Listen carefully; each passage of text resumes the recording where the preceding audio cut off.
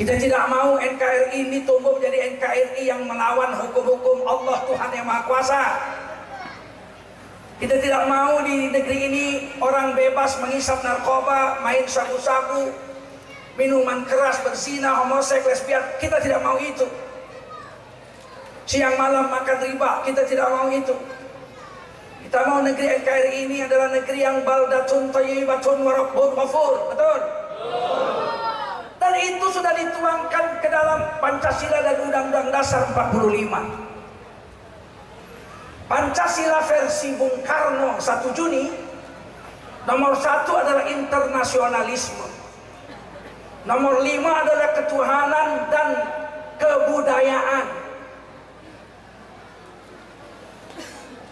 Tetapi Panitia Persiapan Kemerdekaan Indonesia PPKI menetapkan pada tanggal 18 Agustus 1945 Pancasila yang dipakai di tanah air Indonesia sampai hari kiamat adalah Pancasila versi pembukaan Undang-Undang Dasar 45 dengan menghapus 7 kata pada sila pertama ketuhanan yang Maha Esa. Waktu itu bunyinya 1 ketuhanan koma dengan kewajiban menjalankan syariat Islam bagi pemeluk-pemeluknya. Diadakan lobby di luar sidang. 2 tokoh kita menolak, termasuk Ki Bagus Hadikusumo dari Muhammadiyah menolak kalau 7 kata itu dihapus. Dr. Andes Haji Muhammad Hatta, seorang santri ahli ekonomi tamatan Belanda asal Sumatera Barat. Waktu itu Sumatera Barat dengan Aceh tidak ada laki-laki yang tidak alim urusan agama. Di Aceh tidak ada laki-laki tidur di rumah, semua laki-laki tidur di masjid, di Dayak. Begitu juga orang-orang Minang, mereka laki-laki tidur di musola, tidur di surau, tidur di masjid. Kalau ada laki-laki tidur di rumah, besok mereka ejek, madusi wa'an, kau perempuan, kau bukan laki-laki kau. Maka Dr. Andes Muhammad Hatta itu pasti ulama. Beliau datang kepada Ki Bagus Hadikusumo dan kawan-kawan. Kiai, ini usul dari Bung Karno, bagaimana kalau 7 kata pada pembukaan Undang-Undang Dasar 45 yang memuat Pancasila itu dibuang 7 kata itu. Jadi ketuhanan koma dengan kewajiban menjalankan syariat Islam bagi pemeluknya itu dibuang, ganti ketuhanan yang Maha Esa. Jadi ketuhanan Esa, yang 7 kata buang. Menolak ulama-ulama kita ini. Kemudian Dr. Andes Haji Muhammad Hatta, Bung Hatta mengatakan, tuan-tuan, kalau 7 kata itu dibuang, apakah orang Islam tetap wajib menjalankan syariat Islam dalam kehidupannya dan dalam kehidupan bernegara? Ki Bagus Hadikusumo menjawab, benar. Walaupun tidak ada kata-kata itu, kita orang Islam seluruh Indonesia bahkan seluruh dunia wajib menjalankan syariat Islam dalam dirinya dan dalam kehidupan bernegaranya. Kalau begitu apa keberatan kita buang 7 kata itu? Ketuhannya ditambah aja ketuhanan yang Maha Esa. Bukankah ketuhanan Maha Esa itu adalah ayat Quran, qul huwallahu ahad wa ilahukum ilahu wahid. Kata Ki Bagus Hadikusumo dan kawan-kawan, kalau begitu betul setuju, kita masuk sidang, kita coret 7 kata itu dan kita ganti ketuhanannya tambah dengan ketuhanan yang Maha Esa. Jadilah pada tanggal 18 Agustus diumumkan bahwa Pancasila kita bukan Pancasila versi Bung Karno yang 1 Juni, tapi Pancasila versi 18 Agustus 1945. Bunyinya 1 ketuhanan yang Maha Esa, 2 kemanusiaan yang adil dan beradab, 3 persatuan Indonesia, 4 kerakyatan yang dipimpin oleh khidmat, kebijaksanaan dalam permusyawaratan garis miring perwakilan, 5 keadilan sosial bagi seluruh rakyat Indonesia. Resmilah ini yang dipakai. Kenapa orang Islam mau berkorban? Karena tanpa ditulis pun 7 kata itu syariat Islam mesti jalan pada diri kita orang Islam. Saya teringat alasan 7 kata itu dihapus, semua ulama yang duduk di Panitia Persiapan Kemerdekaan Indonesia itu setuju. Karena Rasulullah pun pernah juga dalam perjanjian damai mencoret 7 kata seperti yang dilakukan oleh para ulama kita. Saat itu Nabi dengan 2000 kurang lebih pasukan pergi umroh dengan pakaian ihram dan hanya bawa tongkat, tidak ada satupun yang bawa senjata sebab mau pergi umroh. Sampai di Hudaybiyah kira-kira 6 km menuju kota Mekah. barisan yang sedang umrah itu dicegat oleh Quraisy, nggak boleh masuk. Kalau masuk kami bunuh semua. Dan kami tidak mau membunuh orang yang ihram.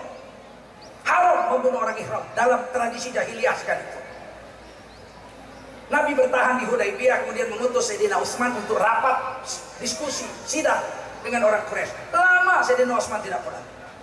Sehingga Umar bin Khattab dan kawan-kawan bersumpah, seandainya Utsman bin Affan dibunuh sebagai utusan Rasul, maka kita 2000 orang ini akan mengambil senjata pulang ke Madinah dan akan berperang sampai semuanya mati. Alhamdulillah Quraisy tidak membunuh Sayyidina Utsman. Pulanglah Sayyidina Utsman dengan membuat tawaran perjanjian damai. Maka Rasulullah membuat surat perjanjian damai, Sayyidina Ali yang nulis. Tidak lama utusan Quraisy datang, Suhail belum masuk Islam waktu itu. Maka perjanjian dibaca oleh Sayyidina Ali yang sudah ditulis itu. Bismillahirrahmanirrahim. Utusan Quraisy bilang, apa itu Bismillah? Bismillahirrahmanirrahim itu apa? Kami nggak kenal siapa Ar-Rahman, siapa Ar-Rahim, nggak kenal kami itu. Tukar itu 7 kata coret, 5 kata itu coret. Bi ismi Allah Ar-Rahman Ar-Rahim, 5 kata coret. Ganti dengan Bismi Rabbi Ka'bah, dengan nama Tuhannya Ka'bah, Rabb Al-Ka'bah. Kata Rasulullah, wahai Sayyidina Ali, hapus. Dihapus oleh Sayyidina Ali, diganti Bismi Rabbi Ka'bah, 5 kata dengan nama Tuhan yang mengatur Ka'bah. Kemudian dibaca Muhammad Rasulullah SAW. Nanti dulu. Kata Quraisy, kalau kami mengakui ente jadi Rasul, kita ini nggak perang. Justru kita perang karena kami nggak mengakui kamu jadi Rasul. Hapus 2 kata itu. Rasul Allahnya buang, ganti Muhammad bin Abdullah. Muhammad bin Abdullah, bukan Muhammad Rasul Allah. 2 kata buang. Sayyidina Umar gemetar dan berdiri. Ya Rasulullah, dulu kita 313, kita berani perang melawan mereka 1000 orang di perang Badar dan kita menang. Sekarang kita 2000 ya Rasul. Mereka katakan, engkau bukan Rasulullah. Saya memilih mati berperang daripada menghapus nama Rasul Allah dari tulisan itu, dari surat perjanjian itu. Sahabat semua bilang, tidak mau. Kata Rasulullah, hapus.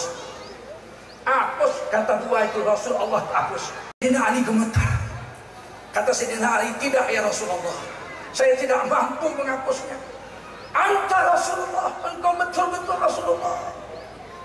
Saya tidak mau.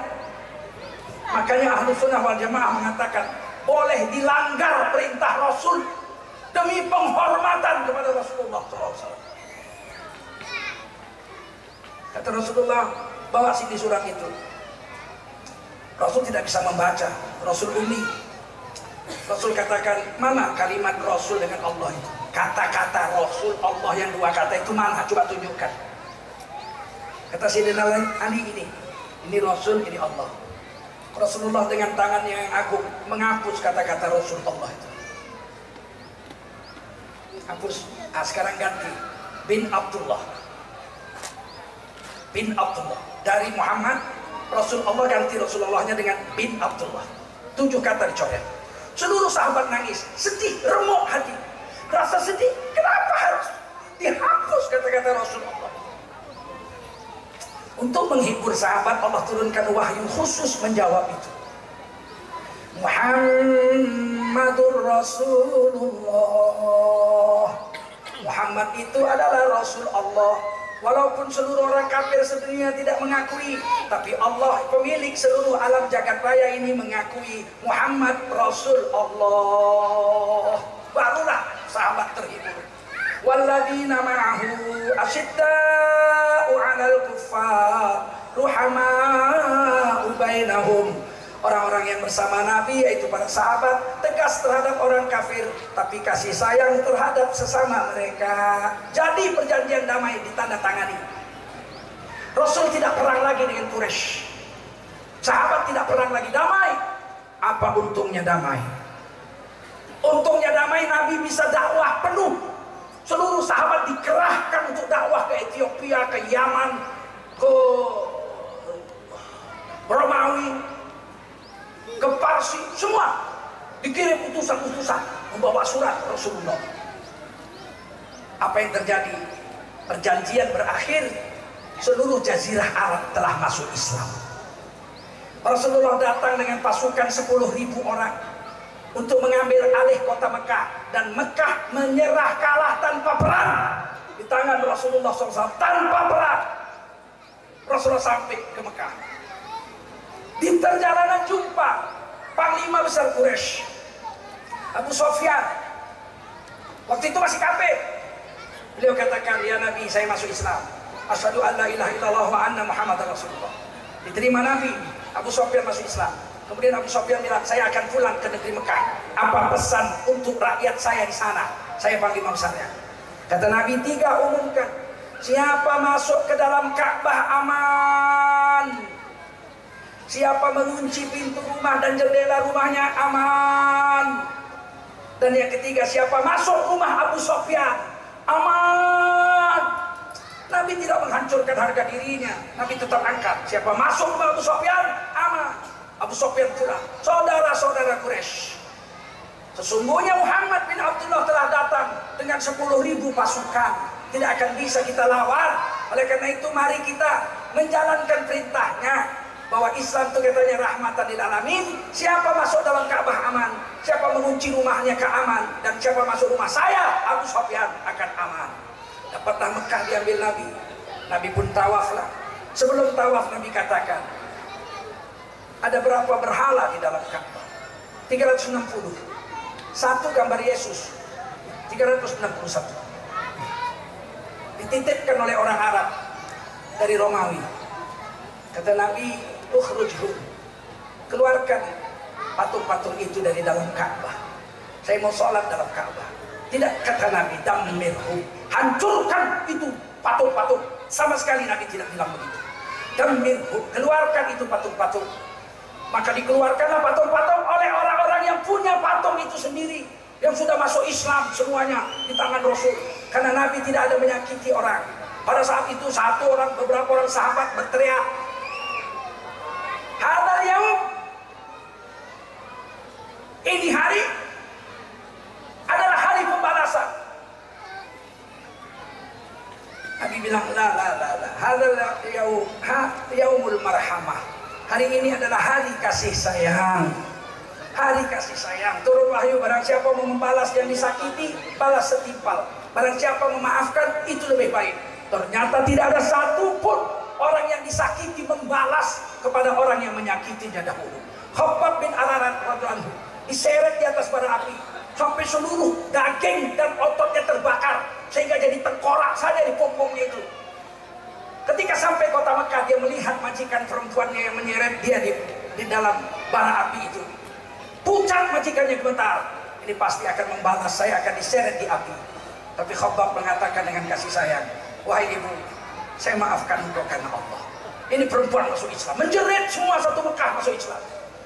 Bahkan Hindun, istri Abu Sufyan, yang memakan jantung Sayyidina Hamzah dalam perang Uhud, hati dan jantungnya dibelah, dadanya dia dimakan oleh Hindun. Hindun pernah bersumpah, demi Allah Tuhan Ka'bah, aku tidak akan masuk Islam sampai mati. Akan tetapi tiba-tiba Hindun masuk Islam. Sahabat-sahabatnya mengatakan mengejeknya, kau bilang kau gak mau Islam sampai mati, ternyata kau sekarang masuk Islam. Apa kata Hindun, istri Abu Sufyan? Saya tidak pernah mau masuk Islam. Sampai detik ini pun aku tidak akan pernah mau masuk Islam. Akan tetapi Islam itulah yang masuk ke dalam hatiku, dan aku tidak kuasa menolaknya, karena keagungan beri kehidupan Nabi dan para sahabat radhiyallahu anhu.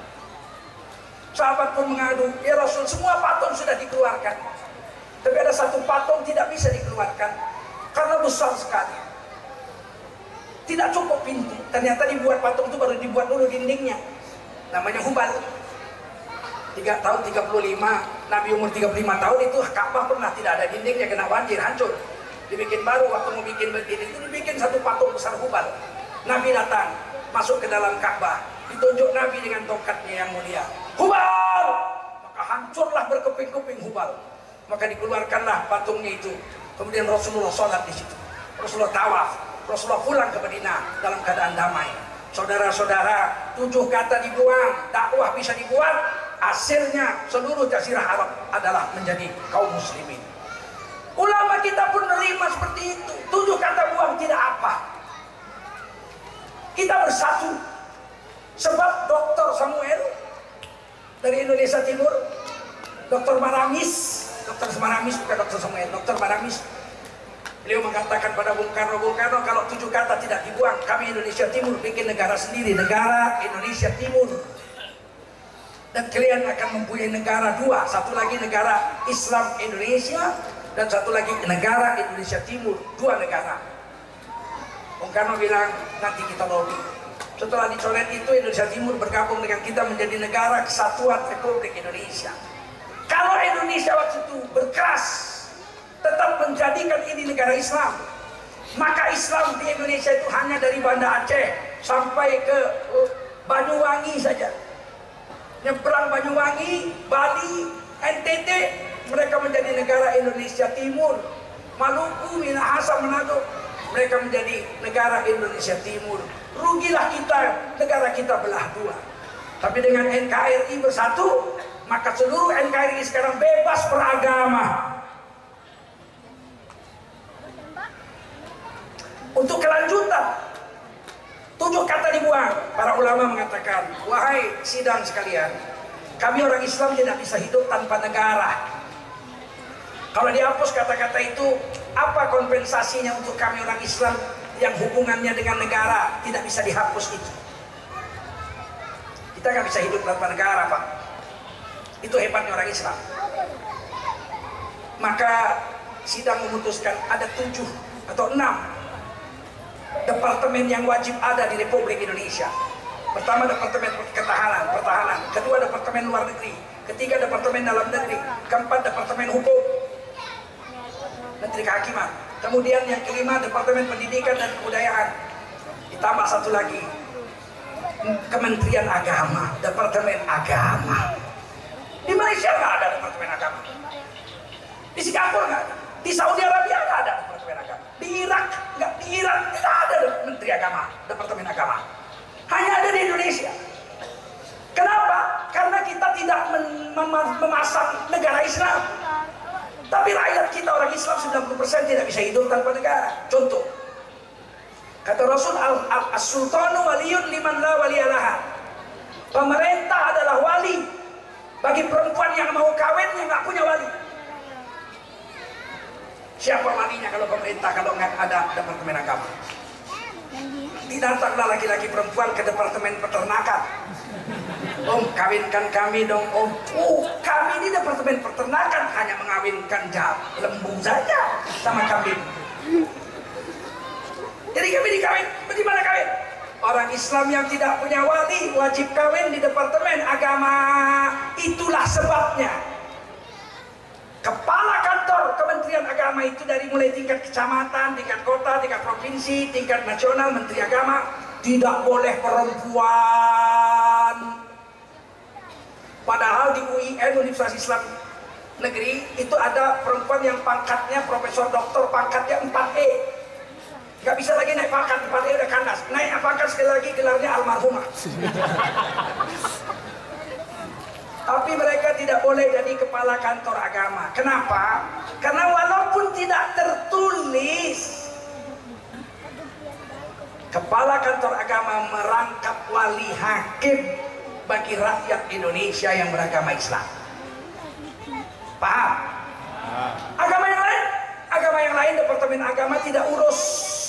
Orang Hindu, orang Buddha, orang Kristen, Katolik kalau mau kawin nggak diurus Kementerian Agama, mereka diurus catatan sipil. Paham? Diurus oleh catatan sipil. Beda dengan kita, kawin kita catatan sipil, kita nggak diterima. Nah, datang kita, catatan sipil, saya mau kawin, kalian sana Departemen Agama. Kalau bercerai, mereka yang 5 agama bercerai di pengadilan negeri. Kalau kita bercerai di pengadilan agama, mereka bagi warisan diurus oleh pengadilan negeri. Kalau kita warisan diurus oleh pengadilan agama, mahkamah syariah. Hebat Indonesia ini.